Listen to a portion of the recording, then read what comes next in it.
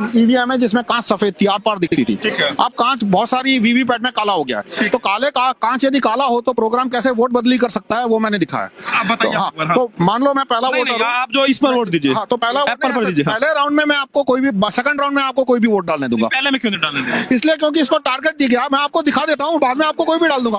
अब आप तरबूज को वोट दीजिए, पहला वोट एप्पल केले को दीजिए, पहला वोट नहीं, जब आप कह रहे हैं गड़बड़ी होगी, जब वो जो ईवीएम आप तो कोई भी डाल सकता है। इसमें टारगेट दिया गया कि एप्पल को वोट देने, तो एप्पल का वोट तो चोरी करनी ही नहीं वाला ना, आपको मुझे चोरी कैसे होती है वो दिखानी है। फूल के वोट चोरी नहीं करना है, नहीं वो इसको सिस्टम बनाया। हाँ, तो इसमें केले के वोट चोरी करने हैं, तरबूज के वोट चोरी करने हैं, तो आप केला तरबूज दबाओगे तो ही पता चलेगा कि वोट चोरी कैसे संभव है। तो आप केले को वोट दीजिए, वोट केले को देना पड़ेगा, पहला वोट और दूसरा वोट, बाद में सेकंड राउंड में हम कोई भी देने देंगे। अगर हमने पहला वोट इसको दे दिया तरबूज, फिर चोरी नहीं होगी। नहीं, पहला वोट तरबूज का दिया और दूसरा तरबूज को दिया तो भी चोरी होगी। तो पहले आप तरबूज को दीजिए। अच्छा चलो, ये खाली है। हाँ, खाली है। चलो पहला वोट मैं तरबूज को देता हूँ।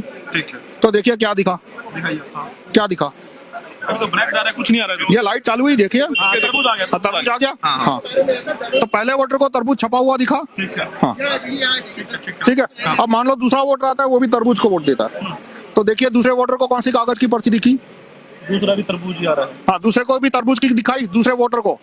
तो इसमें से एप्पल की कितनी पर्चियां निकलेगी, अब कितनी नहीं निकलेगी, और तरबूज की 2 निकलेगी। तो देखो क्या हुआ,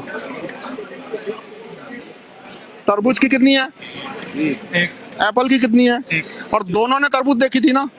हाँ, तो वो कैसे हुआ कि मेरा प्रोग्राम या तो सुनिए ना, ये जो तरबूज जो है दोबारा भी यही दिखाई दे रहा था। हाँ, दोबारा भी यही हाँ, तो मैं बताता हूँ, अरे भाई बताता, मैं सब बता देता हूँ। तरबूज को वोट दिया पहले वोटर ने, तो तरबूज उसने छापा। ठीक है, ठीक है, लाइट चालू की तो तरबूज दिखा वोटर को, लेकिन प्रोग्राम ने क्या किया, क्योंकि वोट चोरी करने थे, उसने लाइट बंद कर दी लेकिन काटा नहीं।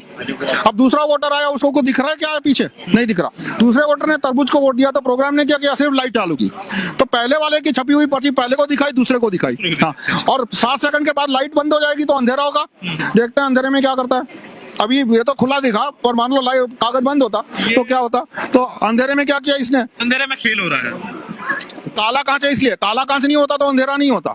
कांच काला है वीवीपैट का, इसलिए अंदर अंधेरा है। यदि कांच काला नहीं होता तो अंदर लाइट होती, तो ये खेल होना संभव नहीं होता। सर आप लोग ने, आपने जो ये पूरा सॉफ्टवेयर बनाया है, जो भी आपने किया, क्योंकि आप खुद एक जो सॉफ्टवेयर इंजीनियर है, तो आपने ये किया, तो आप ये कैसे कह सकते हैं भाई जो सरकार कर रही है, जो सरकारी जो वोट डल रहा है, उसमें भी गड़बड़ी हो सकता है, उन्होंने ठीक बनाया, उसमें संभावना ना हो, जैसा कि वो कह रहे हैं हो सकता है मेरा प्रोग्राम डाला हो सकता है ना डाला हो। नहीं सुनिए, ये क्यों इस्तेमाल करने की बात करते हैं। अगर उनको गड़बड़ी नहीं करना है तो ज्यादा से ज्यादा आवाम चाहती है कि बैलेट पेपर से इलेक्शन हो, तो ईवीएम के पीछे क्यों पड़ी है, ये शक की बात है कि उसमें गड़बड़ी है या नहीं, वो तो मैं उसको खोले बिना नहीं बोल सकता ना। मान लो मैं इसके अंदर मेरा बटुआ रखता हूँ और आपको बोलता हूँ कि ये खोले बिना बताओ इसमें कितने 100 के नोट है, आप बता सकते हैं। हाँ, तो इसी तरह से यदि इसमें उनके जो वीवीपैट में, मैंने तो आपको दिखाना था इसलिए बता दिया, उनका भी जो ईवीएम और वीवीपैट मशीन यूज हो रही है, अगर वो आपको दी जाए तो आप उसमें कर सकते हैं। हाँ, उसमें मेरा प्रोग्राम डाल दूंगा तो हो जाएगा, या तो उनका प्रोग्राम में धांधली है तो वो भी बता दूंगा कि उनके प्रोग्राम में धांधली संभव है या नहीं। वो प्रोग्राम खोलने ही नहीं देते। जब सरकार ने जो इलेक्शन कमीशन है, जब उन्होंने बुलाया था, चैलेंज किया था हैकाथन, जोकाथन, तब उन्होंने क्या कहा था कि हम खोल के प्रोग्राम नहीं चेक करने देंगे। तो इसमें यदि मैं प्रोग्राम बनाऊंगा तो आप मैनिपुलेट नहीं कर पाओगे, क्योंकि इसमें मैं पासवर्ड रखना होगा। देखिए, मैं इसमें पासवर्ड रखूंगा तो जिसको पासवर्ड पता है वही इसको मैनिपुलेट कर पाएगा। जैसे मान लो आप अपने मोबाइल पे हॉटस्पॉट बनाते हैं, ठीक है, तो जिसको पासवर्ड नहीं पता वो आपके मोबाइल का हॉटस्पॉट से कनेक्ट कर सकता है। नहीं, बताइए ना पहले, नहीं कर सकता। हाँ, तो जब तक आपका मशीन मोबाइल में खोलूंगा नहीं, मुझे पासवर्ड पता नहीं चलेगा। तो इसी तरह से मैं जो मशीन है, जैसे क्योंकि एक इलेक्शन हो रहा है तो कहीं 2000 मशीन यूज हो रही है, कहीं 4000 6000, ठीक है, तो मशीन एक दूसरे से इंटरकनेक्ट तो नहीं है, तो क्या आपके हिसाब से हर मशीन में करना पड़ेगा?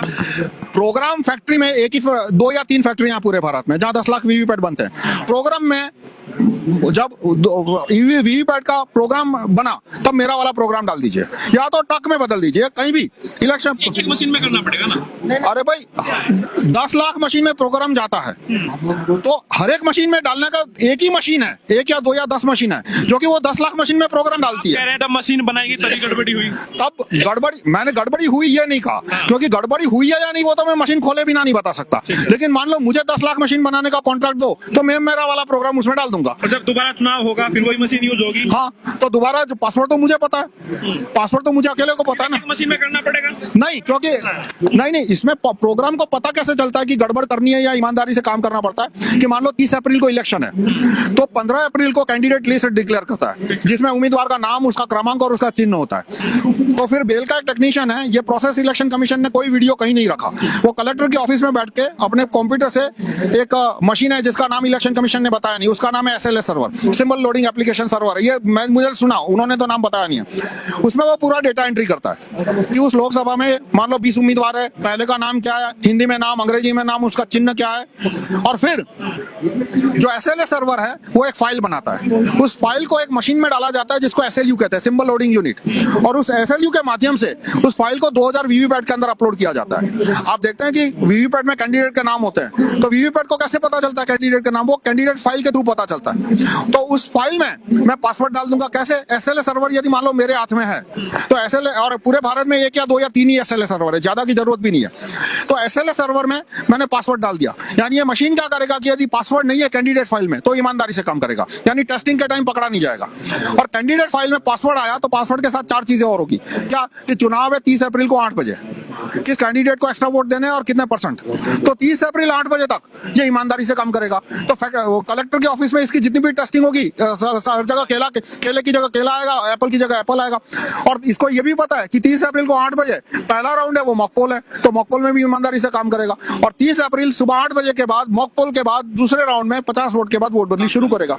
तो मशीन को टाइम कैसे पता चलता है कि ईवीएम जब आप स्टार्ट करते हैं तो सबसे पहले चीज क्या आती है, टाइम आता है। ईवीएम के अंदर एक क्लॉक है, रियल टाइम क्लॉक बोलते हैं हमारी भाषा में, इंजीनियर की भाषा में। सर आपने तो क्योंकि एक मशीन बनाई है, आपने इसमें गड़बड़ी करके दिखाई, क्या आपको यकीन है कि इतने बड़े स्तर पर और जो देश में जो चुनाव हो रहा है वो ईमानदारी से हो रहा है? नहीं, उसमें विपक्ष के लोग लगातार नहीं, ये विपक्ष के लोग क्या कहते हैं उसमें नहीं जाता। मैं क्या कहता हूं कि जो मशीन बनाने वाले 10-20 लोग हैं, क्योंकि जो कोर वर्क है इसका प्रोग्रामिंग का, उसमें कोई 10,000 की टीम नहीं होती, वो बहुत छोटी टीमें होती है। एक प्रोग्राम लिखना है और आखिरी मोमेंट पे भी कोई प्रोग्राम बदल सकता है। इसकी चिप तो अमेरिका में बनती है, मान लो अमेरिका या किसी भी देश में, शायद यूरोप में बनती हो, भारत में नहीं बनती, तो जहां चिप बनती है वहीं पे मैं ये गड़बड़ी करने वाला प्रोग्राम डाल सकता हूं।